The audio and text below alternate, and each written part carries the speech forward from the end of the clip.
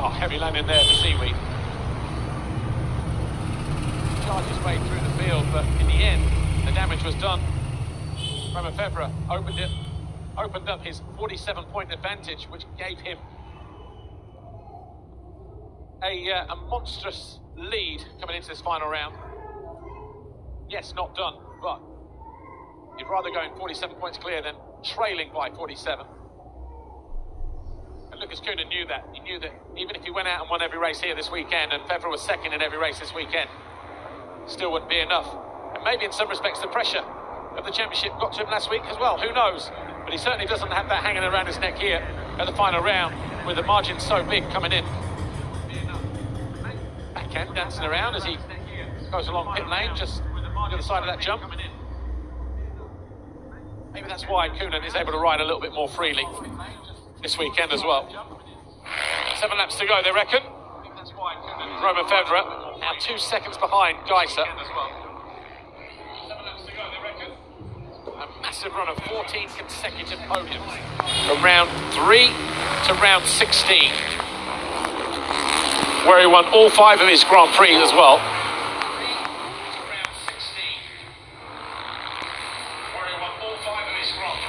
I don't think he's done yet though, with Tim Geiser. 8 minutes plus 2, looks like he may have taken a breather, you know.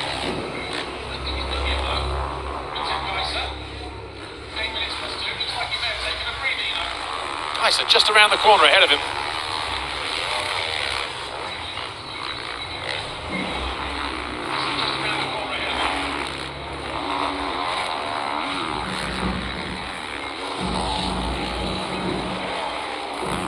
Everybody looking silky smooth though, you've got to say. Lucas Kühnen, Jeffy Hurlings, Tim Geiser, Mxgp. 4 riders right at the very top of their game. Difficult to split them really.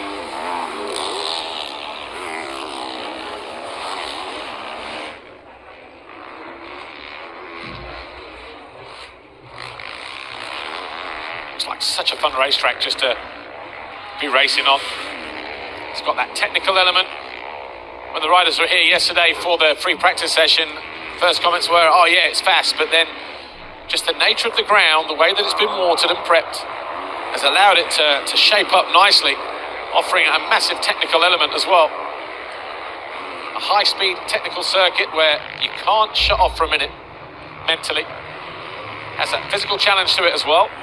So much under the braking and things like that. Then you've got the heat coming into play, although riders now well schooled this last 2 weeks with China in here, not causing too many problems. Jan Panzer and Quentin Prunier, these two fighting over 15th position at the moment.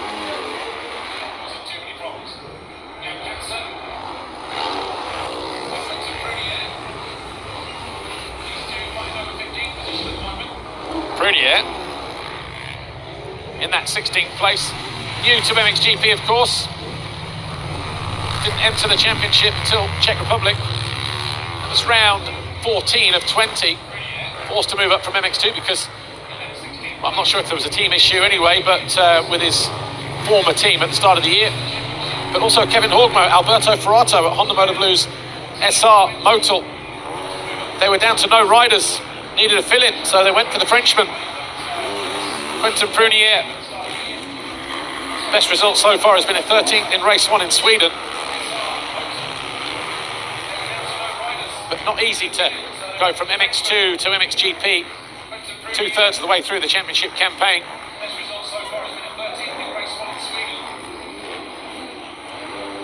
People underestimate the challenge of a bigger bike, more power, heavier motorcycle. Jago Kietz into the back of Porsche Jonas. Yamahas don't like the Kawasaki this weekend, do they? Renault feeling the wrath a bit earlier. Right, Siwa going past Brian Bogus. Finally moves up into that 12th place.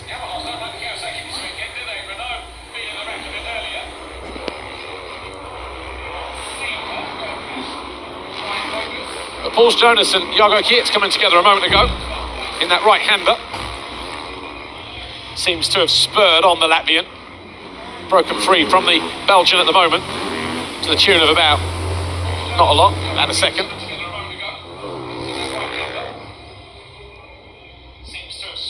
Again, Kiet's looking to go around the outside. This was that turn, I'm sure, where we had that incident with Renault and Jonas at the start of the race. Geiser getting closer to Hurlings. 1.6 now. So in the final 5 minutes plus a couple of laps, is Geiser fancying his chances here? When you've won 5 titles, it doesn't come without its fair share of racecraft and knowledge, does it? And how to manage a race. Geiser probably thinking, you know what? I could push Hurlings all the way, and Hurlings is only going to respond for every single one of those laps. So if I just sit back, let him enjoy his moment there in second position, who knows? Maybe I will catch him unawares. Don't rule out Romain Febvre as well. Late to the party with 3.5 to go. He's now starting to harass the 243 Honda HRC rider. This race coming to life in the dying moments as Febvre chases that second world title, that elusive second title, since he last won for the first time in 2015. Definitely looks up for the fight here, doesn't he? Will there be a response from Geiser if Febvre finds his way past? But you definitely sense an injection of speed from the Kawasaki rider.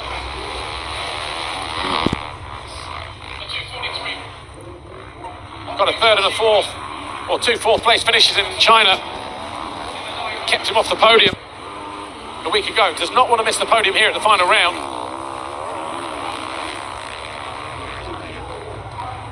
And Hurlings just ahead of him. Look, that is second, third, fourth in the race.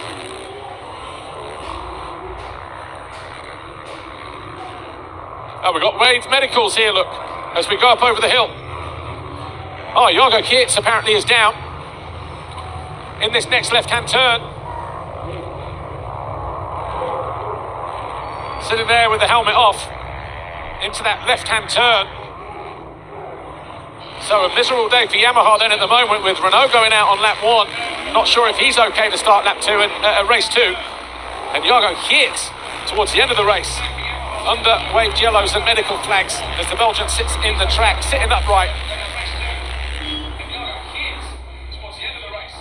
Again, not sure what the situation is there, but just as Romain Febvre was starting to tee up a potential pass on Geiser, yeah, he's up on his feet, Jorgo Kietz, but feeling a little bit second-hand, a bit detuned, one way or another. And Geiser now has escaped the clutches of Romain Febvre with, what, maybe 3-4 laps to go? 142 lap times. Koonen, yeah, maybe the 2-lap ball goes out next time around. And you see from the body language now, Romain Febvre up on the pegs. Maybe starting to think about the championship. It's going to be a long 3 laps from here for the number 3. Try and keep his focus. But to his credit, he has maintained his focus throughout the entirety of this 2025 championship campaign.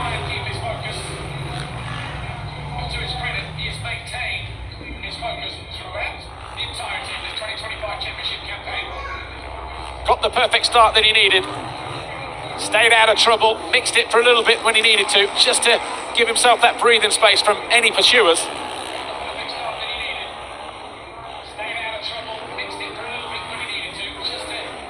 And so far, it's paid off for him.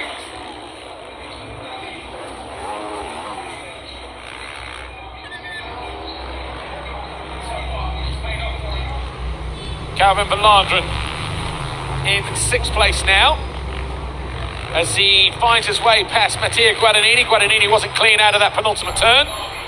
Verlanderen, the only Yamaha left in the race from that Monster Energy squad, now up into 6th.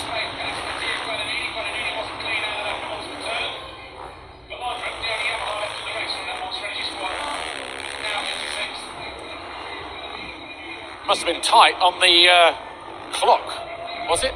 When Koonen went through to over the finish line, because 3 laps to go.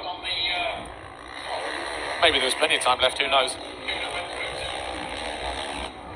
Romain Febvre now in championship preservation mode. 5 GP victories, 8 times a second place finisher, 3 times a third place finisher, 16 podiums from 19 rounds so far, 14 of them on the bounce. From round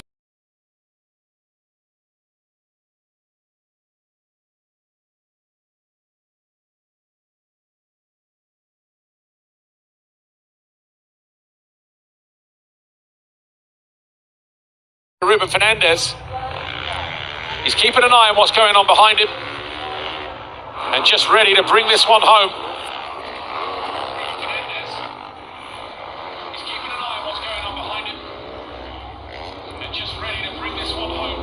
There's never been a world champion who has had the gap, the span of 10 years prior to this weekend.